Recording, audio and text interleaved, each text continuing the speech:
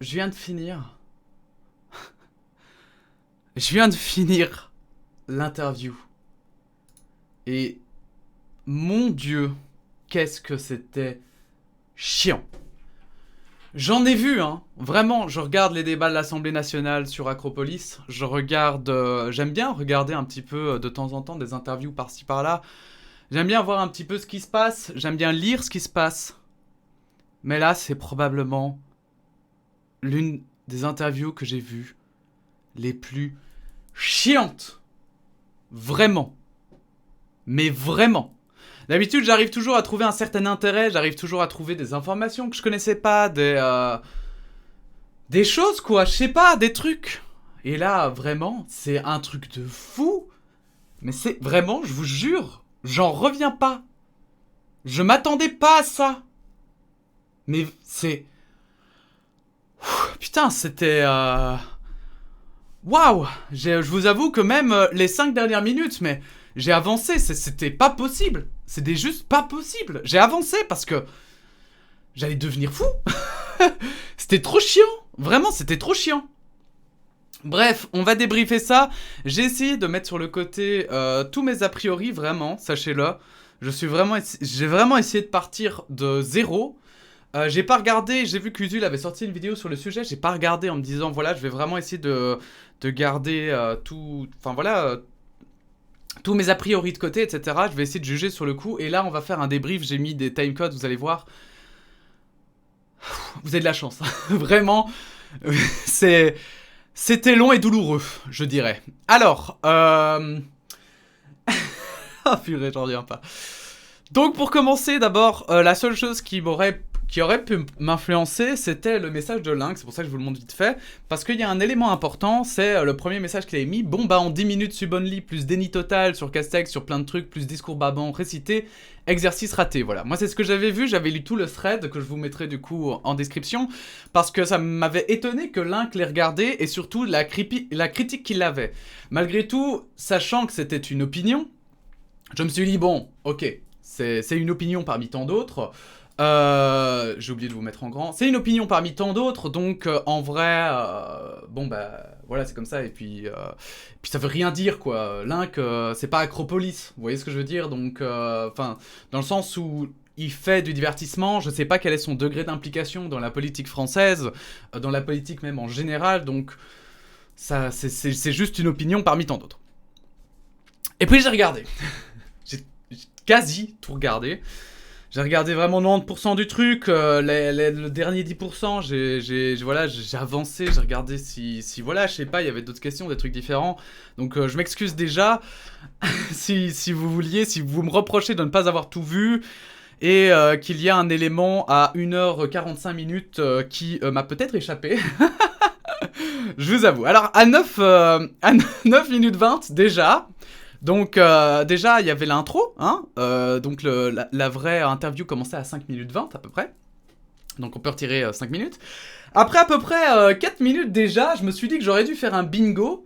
Parce que c'était assez incroyable, mais j'avais déjà dit dans la précédente vidéo, avant de voir l'interview, avant que l'interview, enfin quand il avait juste annoncé l'interview, j'avais déjà dit qu'il allait nous dire que c'était mal expliqué et... pédagogique de justifier les décisions que nous prenons, les actions que nous conduisons, effectivement les incertitudes que nous avons et donc parfois les décisions de prudence que nous adoptons. Voilà. Donc c'est aussi l'intérêt de Twitch, c'est de pouvoir parler peut-être avec des gens qui n'écoutent pas les conférences de presse, qui ne regardent pas forcément les émissions politiques ou la télévision. Moi, mon devoir, c'est de faire de la pédagogie. Alors, voilà, vous venez pas de pédagogie, il y a aussi des gens qui regardent pas... Alors, ce qui est trop marrant, c'est que donc là, je viens de finir l'interview, hein, il répète exactement la même chose à la fin. Mais vraiment, la même chose, avec les mêmes mots et la même façon de le dire. Ce n'est pas une blague, je vous jure que c'est vrai. Vraiment. Pour vous dire, en fait, là, vous avez vu, à un moment donné, j'ai regardé où on en était. Parce que je croyais que j'étais retourné à la fin. Je croyais que j'étais retourné à la fin, bordel de merde. Pardon, excusez-moi, mais vraiment... Je l'ai entendu, hein. J'ai entendu les débats à l'Assemblée et c'était plus intéressant que ça. Bref, 16 minutes... 16 minutes J'ai pas noté, c'est le seul que j'ai pas noté. Après, je saurai exactement voilà pourquoi j'ai mis. On va s'écouter ça. Encadrer les premières années en leur donnant un contrat. Donc, ça a été un moyen, ça se répand dans les universités. Il n'aurait pas fallu quelque chose de beaucoup. Je vous entends, Voilà, c'est ça. Il parle des écoles. Il n'aurait pas fallu quelque chose, c'est pas votre sentiment, de beaucoup plus massif pour soutenir la jeunesse française, et notamment la jeunesse étudiante, quelque chose de beaucoup plus radical. On a entendu le président Macron nous dire quoi qu'il en coûte. On n'a pas entendu le quoi qu'il en coûte pour les étudiants. Ah si, je crois qu'on n'a pas lésiné sur les moyens. On a engagé des actions massives en faveur des étudiants. On peut encore sûrement les améliorer et les développer, mais je crois, ce qu'il faut surtout, c'est qu'on avance sur la vaccination et dans la lutte contre la crise sanitaire pour leur permettre de revenir à la fac. C'est ça quand même, je pense, notre objectif. Et d'ici là, avec tous les moyens qu'on déploie, ne laisser personne sur le côté. Alors c'est vrai que... Voilà, donc ça répond sur... Qu'est-ce que vous répondez aux étudiants qui l'on met sur les côtés? Il répond, enfin que l'on met sur peut-être... Enfin, qui se sentent mis sur le côté. Il dit, l'important c'est que la crise passe, parce qu'après ça ira mieux, ils seront plus sur le côté, et en attendant, on ne laisse personne sur le côté. Mais c'est pas une putain de réponse ça. Tu réponds pas à la question. Qu'est-ce que tu fais là? C'est pas une réponse ça. Dis des mesures, je ne sais pas, dis quelque chose. Même à l'Assemblée, il dit des trucs, il dit des mesures qu'ils prennent. Ici, il dit rien, il dit juste qu'en fait, ils vont laisser personne sur le côté. Mais c'est pas une réponse. Puisque les étudiants se sentent mis sur le côté, c'est que visiblement ça marche pas. Ah mais bon, soit à ce moment-là, sachez que voilà, à ce moment-là c'était relativement intéressant parce que il y avait quand même une question sur deux où il répondait quand même. Certes, il répétait parfois ce que les gouvernements disaient, mais c'était quand même des réponses, d'accord?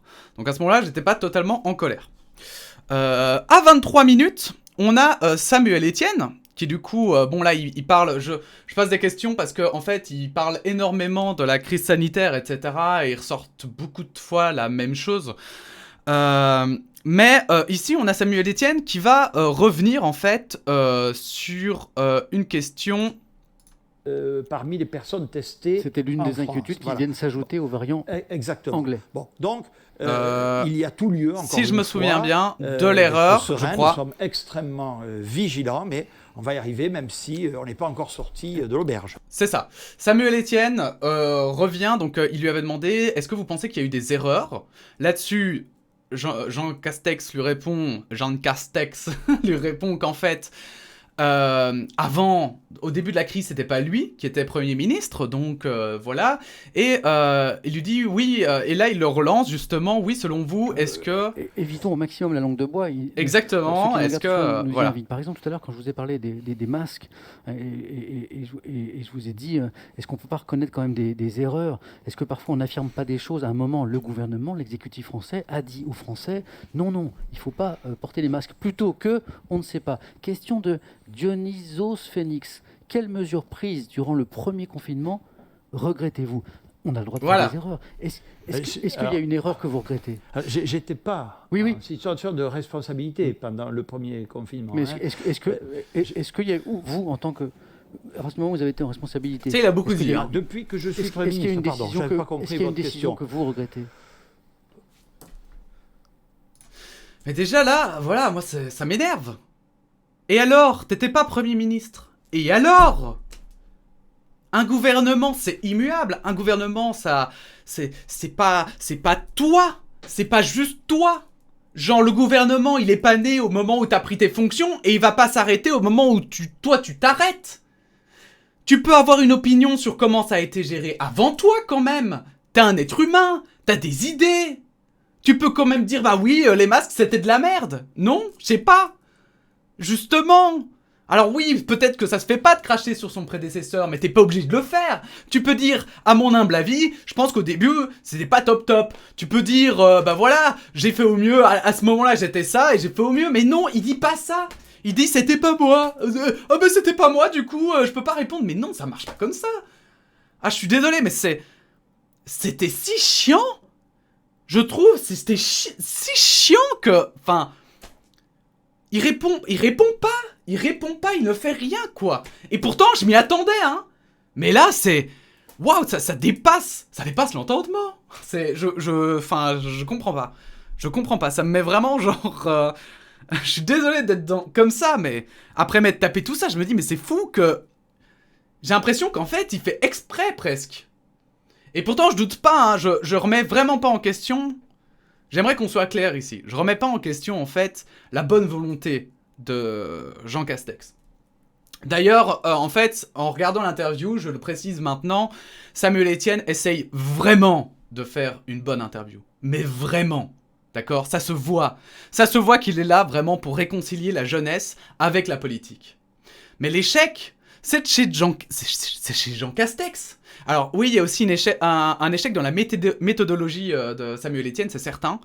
Mais Jean Castex, mais putain, il est à côté de la plaque. Il est complètement à côté de la plaque. Mais vraiment, quoi ? On dirait en fait je sais pas si on dirait un acteur qui joue un rôle et il sait pas sortir de son rôle dans la vraie vie. Vous voyez ce que je veux dire ? C'est un peu, je sais pas, mais c'est un truc qui m'a toujours fait marrer. Si vous connaissez le Nexus 6 sur YouTube, qui sont excellents, il y en a un qui joue le capitaine d'un vaisseau spatial, puisque c'est un peu le délire autour de cette chaîne YouTube. Et du coup, dans les interviews et tout, il essaye toujours d'avoir ce côté un peu capitaine qui ressort, parce que c'est drôle, vous voyez ? Et du coup, à chaque fois, il fait « Ah ben oui, je viens d'une autre planète et tout ».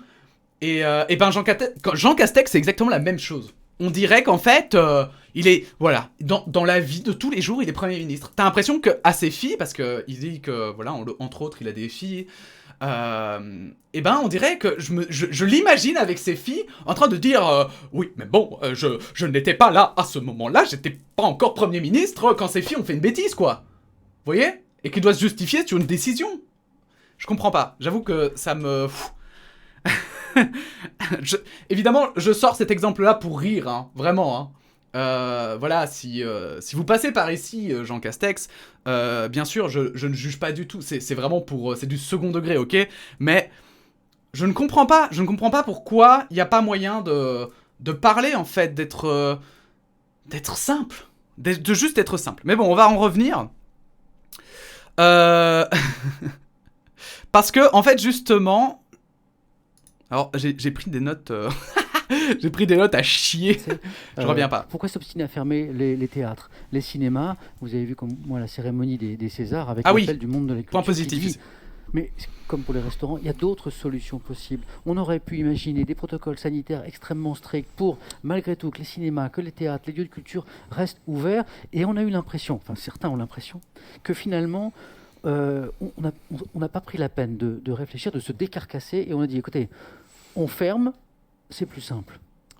C'est pas le cas. Non, on ferme pas parce que c'est plus simple, ni les cinémas. Oui, mais je suis là pour m'expliquer. Je parle beaucoup au secteur de la culture. J'ai encore reçu la semaine dernière leurs représentants, en tout cas une partie d'entre eux. On ferme parce que on considère qu'il y a des conditions sanitaires qui ne permettent pas de laisser ouvert. D'ailleurs, je dis à ceux qui nous écoutent, aujourd'hui, là, au moment où on se parle, 80% des citoyens européens, 80% ne peuvent pas, comme en France, se rendre dans un cinéma, dans un théâtre, dans un lieu culturel. C'est tout à fait regrettable, dommage, on est là au cœur de cette crise c'est généralisé. Bien sûr, qui nous impacte très fort à toutes et à tous. Vous vous rendez compte, on a parlé des restaurants, on parle maintenant de la culture, c'est dire comme cette crise est vraiment impactante pour notre vie quotidienne. Voilà, et ça, c'est ce que j'ai noté comme la seule vraie réponse honnête. Vraiment. Parce qu'évidemment, il y a, voilà, quand même, heureusement qu'il n'y a pas que des aspects négatifs. Ça, c'est la seule réponse honnête. C'est qu'effectivement, quand il dit « on ne le fait pas par plaisir », voilà, on essaye de recevoir les gens, etc. Honnêtement, je pense que c'est le seul moment où il dit que c'est généralisé. C'est vrai qu'en Belgique aussi, on a fermé les lieux de divertissement, etc. Donc je pense que ça, c'est le seul moment où il est honnête. Mais vraiment, d'une honnêteté, mais dans le sens... Pas juste honnête, parce que je crois que tout ce qu'il dit, je pense qu'il y croit. C'est ça le pire. Et c'est pour ça qu'en fait, de base, déjà, l'exercice, je le trouvais pas intéressant. Évidemment qu'ils prennent ces mesures parce qu'ils y croient. Pas juste pour le plaisir. Et du coup, poser des questions au gouvernement, c'est évidemment qu'ils vont répéter ce qu'ils disent à longueur de journée. puisque ce sont leurs décisions, s'ils prennent ces décisions-là, c'est qu'ils pensent que ce sont les bonnes. Enfin, je trouve que c'est le minimum, et j'espère quand même. Mais là, c'est vraiment le seul moment où j'ai l'impression que, justement, il est un peu... voilà, il croit en ce qu'il dit, quoi. Il croit... Voilà, on peut lui laisser...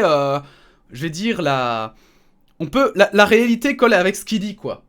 C'est comme ça que je vais le dire, voilà. À 34 minutes ensuite, hop. Ah oui, Pour que le on secteur arrive de la culture à redémarre. Gérald Moi, je Darmanin. suis là pour relayer Première des question questions qui fâche. reviennent le plus souvent. Et monsieur le Premier ministre, il y a une question qui revient beaucoup Oui. ce soir, comme celle de Chéribel. Pourquoi avoir choisi Gérald Darmanin pour le ministère de l'Intérieur, alors qu'il est l'objet de fortes accusations? Dans le chat, vous êtes nombreux à avoir posé la question depuis le début de cet échange. Je voulais donc qu'on parle d'abord de la crise sanitaire. Puisque vous êtes nombreux à la poser et que c'est la règle, je pose cette question. Oui.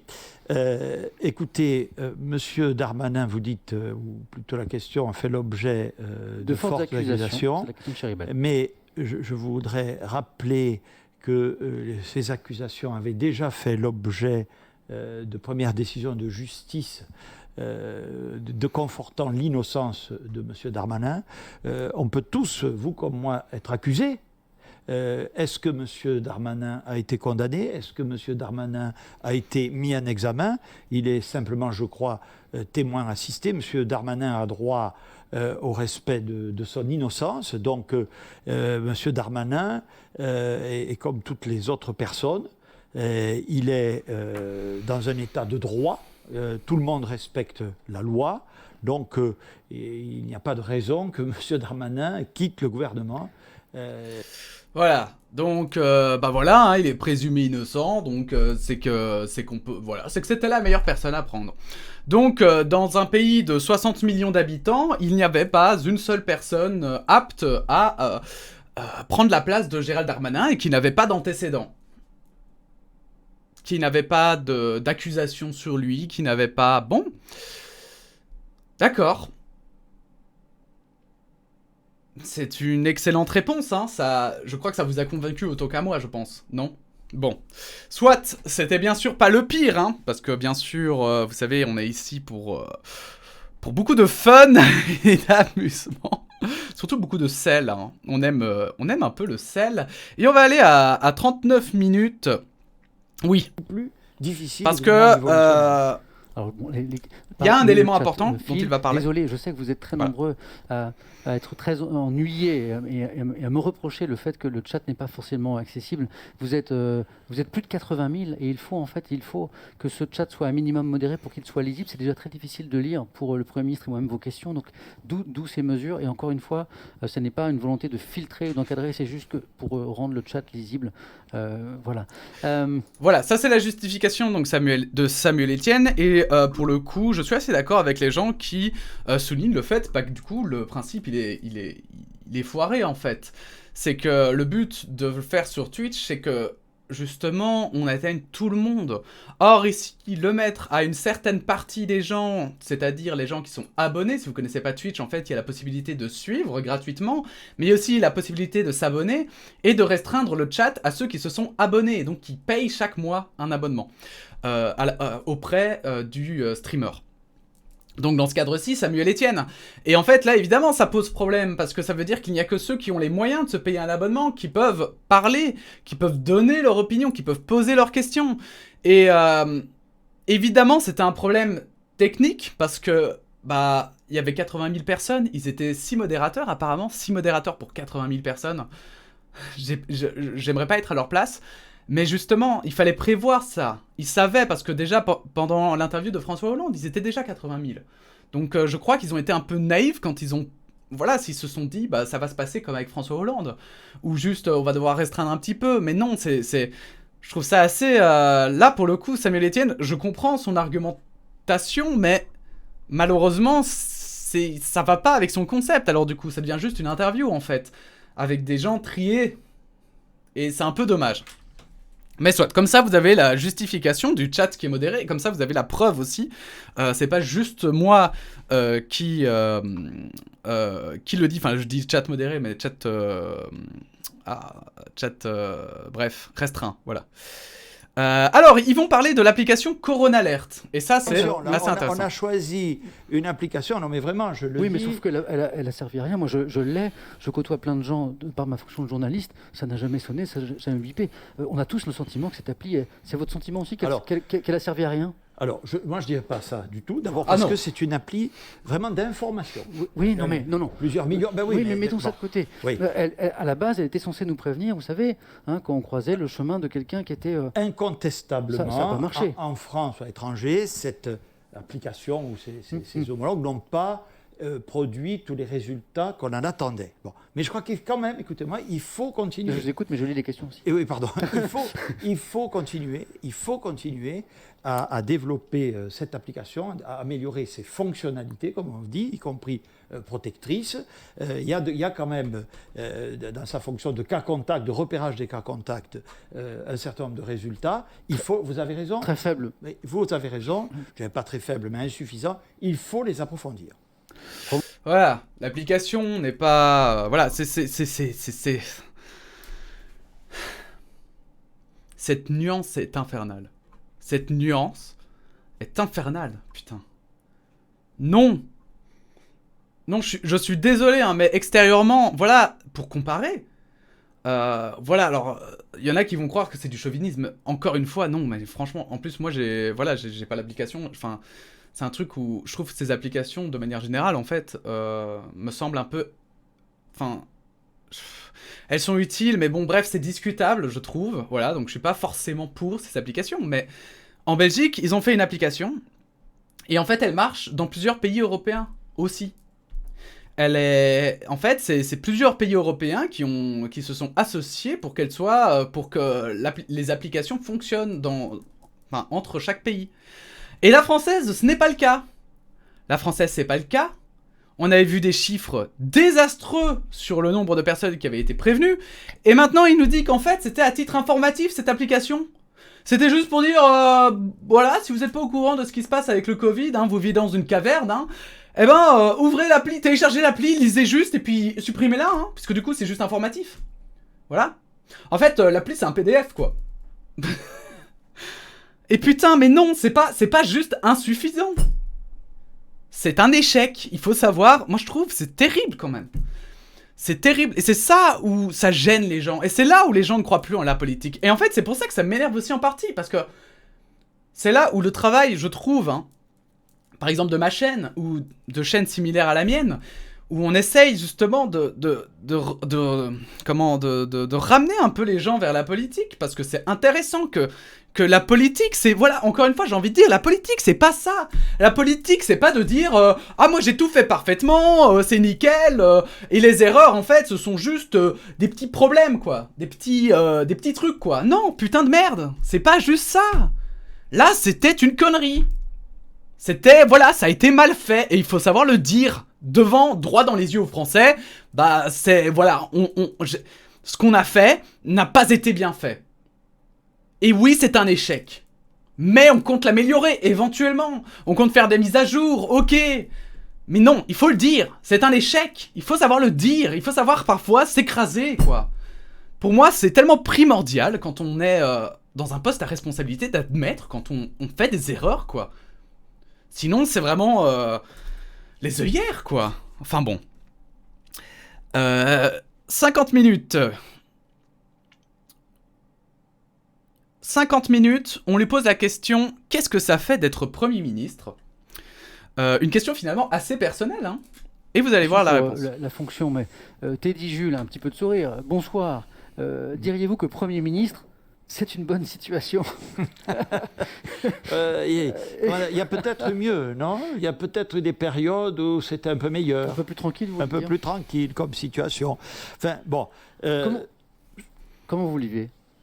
Écoutez, je le vis bien comme quelqu'un qui a parfaitement conscience de la gravité de la situation, mais qui a l'immense honneur et l'immense responsabilité de servir son pays, justement en période de crise. Un article dans la presse de ce matin décrivait que l'une des raisons pour lesquelles, après des débuts parfois critiqués par des membres du gouvernement, vous êtes extrêmement bien accepté aujourd'hui parce que vous assumez totalement votre rôle de fusible, celui d'encasser les coups à la place du président. Est-ce que c'est comme ça que vous voyez une partie de votre fonction? Enfin, je ne l'exprimerai pas comme ça, si vous permettez. Je suis là pour prendre les décisions que, là, sous l'autorité du président de la République, bien sûr, que la situation impose. Voilà. Et la situation est difficile. C'est chiant, c'est chiant. On est tous d'accord que c'est chiant quand même. C'est chiant. Si vous voulez vous le taper, n'hésitez pas. Mais c'est chiant. C'est chiant, même pour une simple question, en fait, il sait pas répondre. C'est terrible, quoi. Non, en fait, voilà, il adore être Premier ministre, quoi. Tout est beau, la vie est belle. Voilà ce qu'il fait passer comme message, quoi. Enfin, j'ai l'impression d'être face à Robocop, quoi. Vous voyez ? Vraiment. Alors peut-être qu'il est comme ça, hein. Peut-être que c'est comme ça qu'il est, hein. C'est pas ça que je juge, mais en fait, ce qui est bizarre, c'est qu'on dirait que c'est une composante similaire à toutes les personnes en fonction, quoi. Non, je suis très heureux d'être Premier ministre, vraiment. J'adore ma fonction à 100%, quoi. C'est juste qu'il y a des moments un peu moins drôles que d'autres, mais un peu moins, quoi. On se marre toujours, hey. Non, quoi, putain. Non. Non, il y a des moments où ça doit être horrible d'être Premier ministre, putain, quand tu dois te justifier alors que tous les Français te détestent. Et ça, pour le coup, Hollande en parlait. Mais normal, Hollande, il a le recul aussi. Vous voyez ? C'est pour ça que c'est important aussi d'avoir conscience de ça. Hollande, c'est pas qu'il est génial, parce qu'à l'époque, je crois qu'on aurait interviewé Hollande à l'époque. Il aurait répondu la même chose. Pourquoi ? Parce que quand t'es en fonction, c'est très difficile en fait d'avoir du recul sur ta fonction. C'est très difficile de dire, bah oui, effectivement, quand les Français, par exemple, on pose une interview et que les Français ils disent, vous dites pas ça alors que j'essaie de dire ça, bah ça me fait chier. Voilà, il peut pas dire ça. Il ne peut pas. Enfin, en tout cas, c'est comme ça qu'il le perçoit. Et c'est chiant. Mais c'est chiant. C'est pas... Enfin, personne n'est comme ça. Même le capitaine du Nexus 6, comme j'en parlais, même le capitaine du Nexus 6, parfois il sort de son rôle pour un peu discuter avec les gens, pour un peu donner son avis sur des œuvres et tout. Et pourtant, je crois que justement, lui, ça lui fait marrer, c'est drôle pour lui son rôle, il a un vrai amusement à le faire. Mais lui, non, il ne peut pas. On dirait qu'il y a un blocage, quoi. Je sais pas, c'est extrêmement bizarre, c'est extrêmement malaisant. Et ça rend l'interview ultra chiante, en fait. Parce qu'on a l'impression qu'il fait que réciter des phrases toutes faites. C'est terrible. Ensuite, à 57 minutes, on arrive sur le deuxième sujet brûlant. Il y avait un sujet... Ah oui, ouais, c'est parce que je vous ai pas dit. Donc, deux choses. Déjà, ici, le chat, sachez que c'est le chat full. Donc, le chat qui n'est pas modéré. Donc, si vous voulez aller voir pendant l'interview, voilà, le chat était assez... voilà. Ce qui n'est pas forcément dans le chat à côté, parce que vous le voyez pas, mais il y a le chat à côté. Et là, c'est le chat modéré. Donc, on voit, en fait, les messages qui ont été supprimés, etc. Honnêtement, je trouve que le chat qu'on voyait là n'était pas si hardcore que ça, honnêtement. Hein. J'ai vu des chats, mais bien plus virulents, quoi. Alors, les modos devaient faire un travail monstrueux, mais honnêtement, ça allait, quoi. Ça allait, quoi. Les gens étaient assez gentils. Ouais, alors oui, ils se moquaient de lui, dans le sens où ils disaient c'est chiant, c'est nul et tout.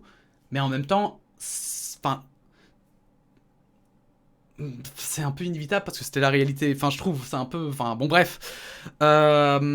Deuxième chose, ils ont parlé d'un autre sujet brûlant. Avant ça, hein, avant ce sujet-ci, qui est sur le cannabis, maintenant. On va parler du cannabis. Mais avant ça, ils avaient parlé du rugby. Du dernier match de rugby, parce que est-ce qu'il était d'accord avec la décision arbitrale ou pas. Et même là-dessus, il hésitait à donner son opinion, quoi.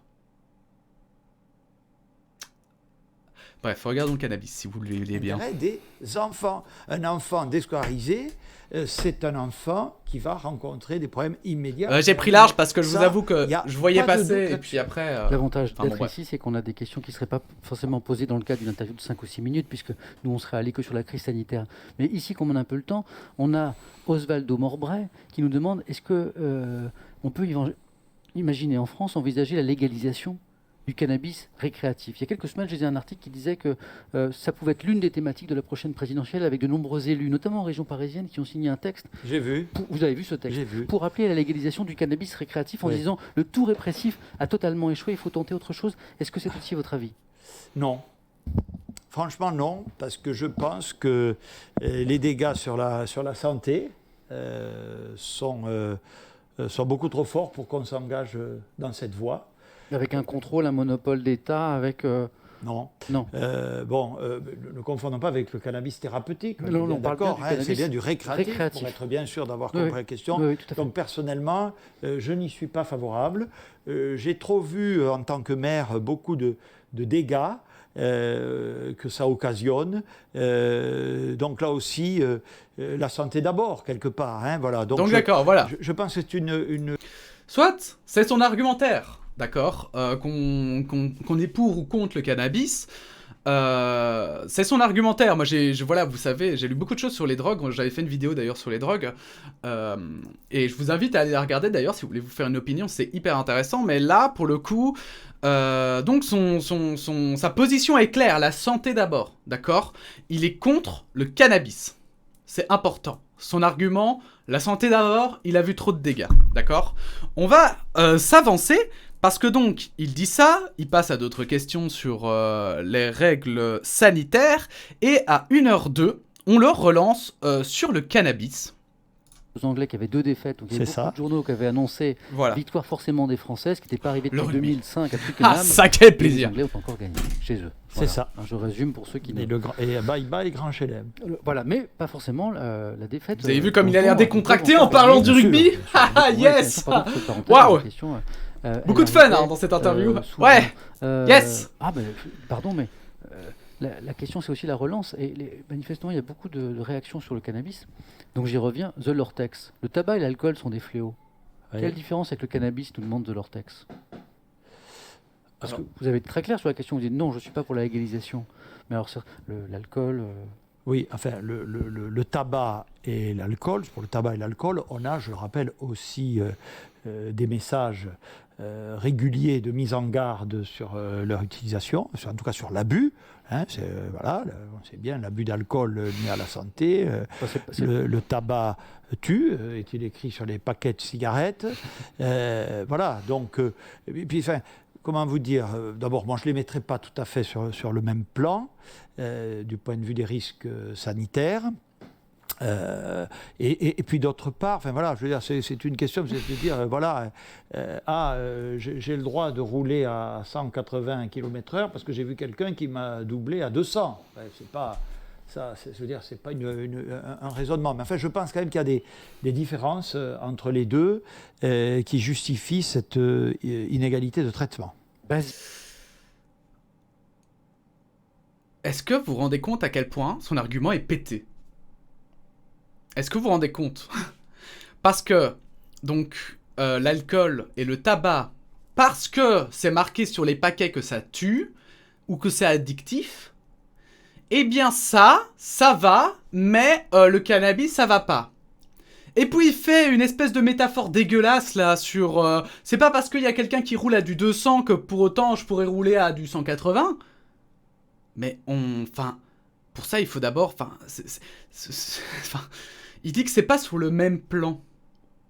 Mais si on va voir l'échelle, parce que c'est ça qui est intéressant, je ne sais pas si vous l'avez déjà fait, je ne sais pas si ça existe comme ça, je vais voir s'il y a vite un schéma, j'aurais dû regarder avant, mais... échelle des drogues. Je ne sais pas si ça existe, hein, donc je vais probablement tomber sur de la merde, mais normalement, le cannabis... Oui, mais merci. On va peut-être aller dans les images, mais effectivement, le cannabis... Regardez ce tableau de mort. Le cannabis est tout à droite du tableau, quoi, si on regarde. Alors que l'alcool est quasiment tout à gauche. Hein. Vous vous rendez compte? Est-ce que vous vous rendez compte de ça? Donc, quand on regarde en fait rationnellement, le cannabis est censé être moins addictif que l'alcool. Alors attention, hein, ne me faites pas dire ce que je n'ai pas dit. Ça, je vous le garde à vous, votre opinion, bien sûr. C'est pas pour autant que je dis que le cannabis, il faut le légaliser et il faut faire ce qu'on veut. C'est pas ça, en fait. Moi, personnellement, j'essaie de me faire justement une opinion en regardant ce que disent un peu les associations ainsi que divers experts, en fait, un maximum possible. Mais là, ici, son argument, il tient pas. Parce que l'alcool est tellement plus fort, tellement plus violent. Et le tabac, sur certains points, sur certains aspects, le tabac aussi. Et c'est là, en fait, où est le débat. C'est que normalement, le cannabis est censé, voilà, être une drogue, mais relativement safe. C'est un peu comme, justement, si on disait, est-ce que je peux rouler à du 30 si les autres, ils roulent à du 200 ? et qu'on disait, ah non, hein, ah non, on n'utilise plus la voiture du coup. Mais alors va jusqu'au bout de ta logique. Interdis toutes les drogues. Interdis toutes les drogues. Ou alors, si t'acceptes l'alcool et le tabac, eh bien, il faut alors accepter effectivement une certaine échelle. Il faut se pencher sincèrement sur la question et réfléchir. Mais pas juste dire, oh ben moi, comme je trouve que c'est pas bien, parce que quand j'étais maire, j'ai trouvé ça pas bien, voilà quoi. Bon, désolé, la vidéo va être un peu longue, mais je crois que c'est vraiment important. 1h19, vous inquiétez pas, il n'y a plus que 2 arrêts avant de passer à la conclusion. Hein. 1h19, hop. Nous a dit, c'était pas vous qui étiez en responsabilité, mais le gouvernement nous a dit, on va augmenter les capacités en réanimation, on va augmenter le nombre de lits en réanimation. Et là, c'est ce qu'on fait. Clorel nous rappelle que non. Notre capacité en réanimation, elle n'a pas augmenté comme on nous a promis qu'elle allait augmenter. Si. Ça, c'est une promesse qui n'a été pas tenue. Si. Non. On va expliquer, mais si. Mais les chiffres ne correspondent pas du tout à ce qui avait été promis. Je ne sais pas à quoi vous faites allusion, mais d'abord... On a augmenté, on a promis, pendant le premier confinement, l'exécutif a promis une augmentation des capacités de lits en réanimation. Cette promesse n'a pas été tenue. On a dit, monsieur, écoutez-moi, qu'on augmenterait les lits de réanimation, ce qu'on fait encore aujourd'hui. Il y a les capacités normales de la réanimation qui sont calées pour des périodes hors crise. Et que fait-on?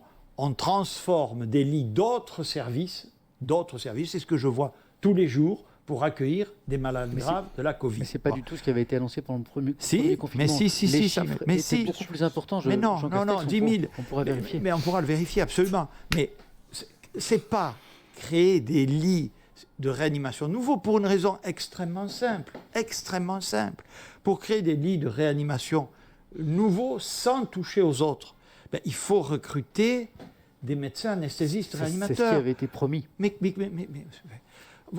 savez-vous combien de temps il faut pour former un médecin anesthésiste réanimateur? Non, mais je ne dis pas que c'est simple, mais je dis dans ce cas-là, il ne fallait pas le promettre. Mais on n'a pas. Mais là, je suis formel. Mais même. C'est ce qui a été dit. C'était peut-être une promesse inconsidérée. Non. Ce qui a dit, c'est ce qu'on fait toujours, c'est passer du nom. Non, vous avez mal compris. On est cons, hein, putain. Oh là là. Dis donc. Oh putain.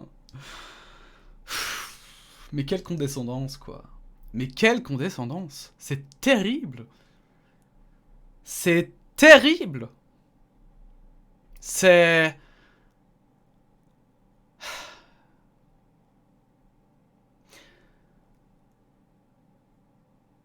Je vois dans le chat passer plein de...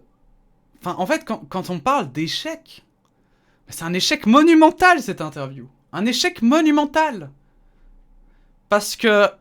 Moi, ce que j'espérais dans la prouesse de Samuel Etienne, c'est qu'il pourrait peut-être justement sortir les politiques de leur discours, de leur fonction, et de ramener l'homme devant. L'homme. Et là, pour le coup, enfin l'homme avec un grand H dans le sens humain, vous voyez, pas que ce soit un homme ou une femme, la personne devant. Et voilà, Robocop répète les phrases à tue-tête. Voilà, qu'importe, en fait. À un moment donné, il dit qu'importe. Qu'importe ce qu'on a dit. Bah ouais, c'est pas important ce qu'ils disent. Ce qui est important, c'est ce qu'on doit comprendre. Mais ce qu'on doit comprendre. Voilà. C'est pas grave, ça. Le reste, on s'en fout, en fait. Et en fait, on doit comprendre que, ils ont fait bien. C'est tout. Mais c'est pas ça un débat. C'est pas ça la politique. La politique, c'est pas ne pas avoir tort. Je regrette. La politique, c'est parfois aussi savoir dire, bah oui, peut-être, au début, on a cafouillé, au début, on a promis des choses sans se rendre compte de ce que ça arrivait. En plus, Samuel Etienne lui tend des perches. Il lui dit, allez, il faut quand même le dire, que ça s'est mal passé. Non, pas d'accord, il n'est pas d'accord, et il ne lâchera rien. Et, pour terminer sur son mot de la fin, justement, donc on va à 1h34, c'est la toute fin de l'interview. L'assurance maladie, vraiment, je pense qu'il faudrait y réfléchir à 2 fois. Son mot de la fin, de l'éclater. Pour montrer à quel point il était à côté de la plaque, en fait. C'est un atout de notre pays. Je ne veux pas abuser, parce que je sais que vous nous avez consacré 1h30 à cet échange. Je savais que vous vouliez échanger, que c'était important pour vous, Monsieur le Premier ministre, mais je sais aussi que le temps vous est précieux, que vous avez un combat à mener, vous nous l'avez rappelé, contre le Covid-19. Une dernière question, vous parliez du mot de la fin à l'instant, je vais vous le laisser. Qu'est-ce que vous avez pensé de l'exercice? Mon sentiment, ma conviction, c'est que cet outil-là, qui peut permettre d'échanger avec, on est plus de 80 000 là, avec les Français en direct, avec des questions qui nous sont posées, qui ne sont pas posées par des journalistes. Qu'est-ce que vous pensez de cet exercice? Comment vous avez vécu cet exercice ce soir, Monsieur le Premier ministre?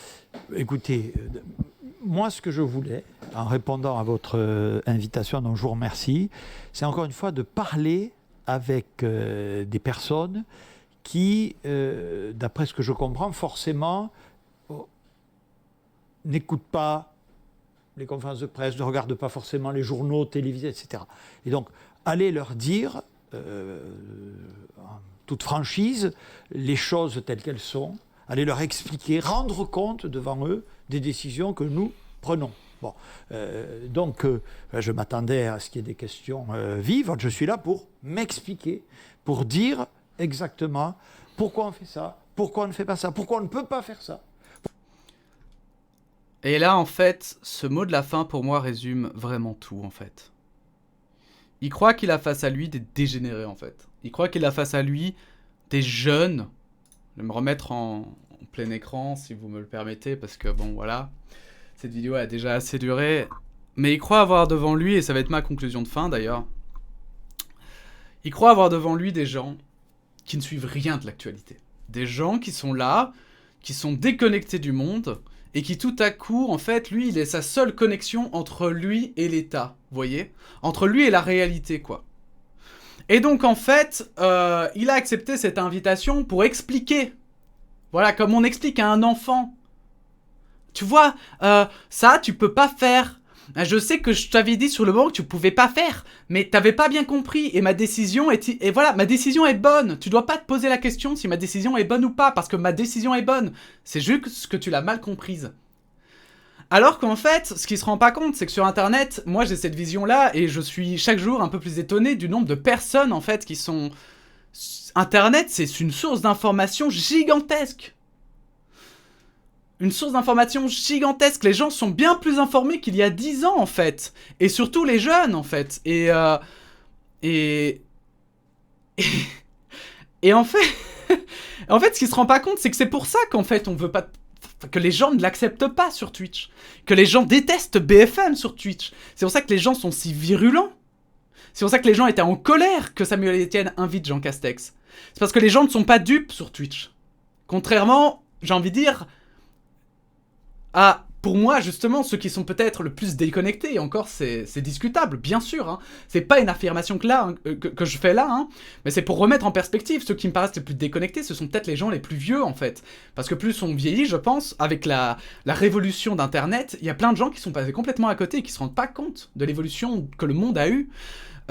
Et Jean Castex, d'ailleurs, pour moi, en fait partie, en disant quelque chose comme ça.